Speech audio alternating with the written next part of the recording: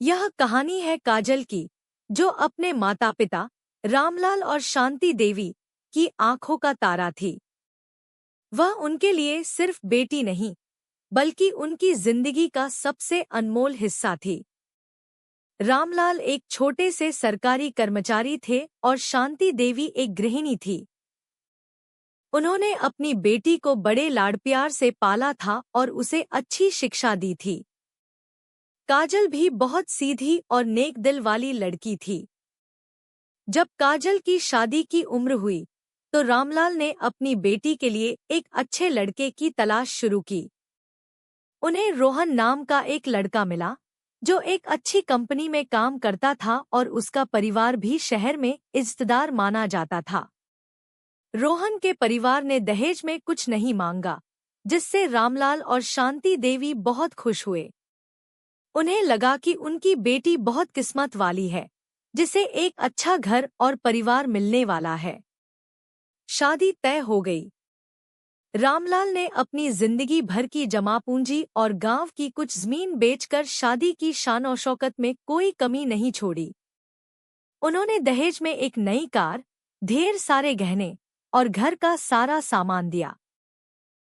वे जानते थे कि दहेज मांगना गलत है, लेकिन समाज के दबाव और अपनी बेटी की खुशी के लिए उन्होंने दिल खोलकर सब कुछ दिया।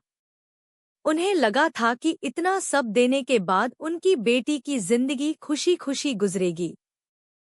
काजल अपनी शादी के बाद बहुत खुश थी।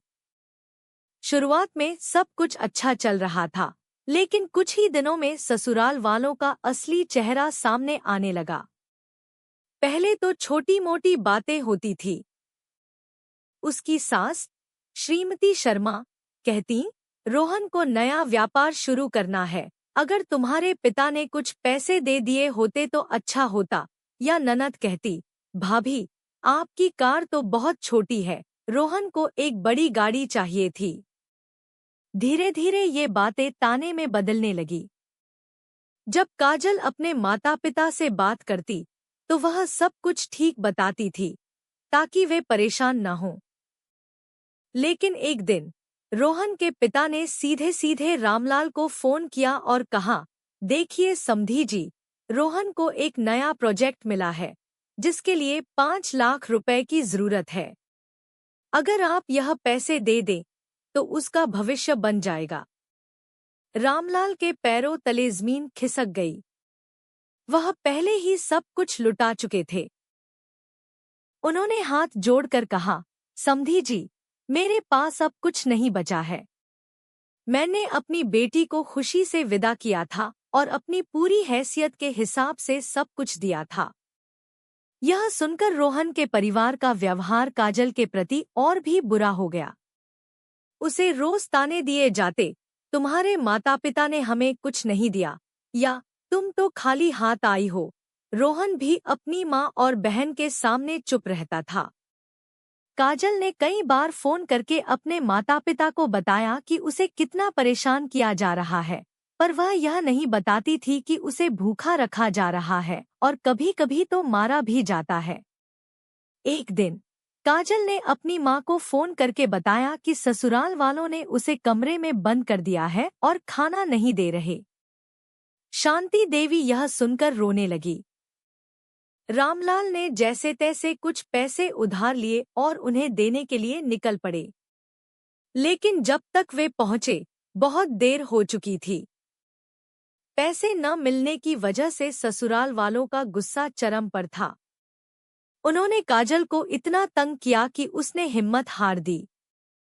उसे लगा कि उसकी वजह से उसके माता पिता और परेशान हो रहे हैं और उसकी जान भी नहीं बच पाएगी। उस रात काजल ने अपनी जिंदगी खत्म करने का फैसला कर लिया। अगले दिन रामलाल और शांति देवी को खबर मिली कि उनकी बेटी ने खुद को खत्म कर लिया है। वे भागकर वहां पहुंचे, लेकिन तब तक सब खत्म हो चुका था। रामलाल अपनी बेटी का बेजान शरीर देखकर जमीन पर गिर पड़े।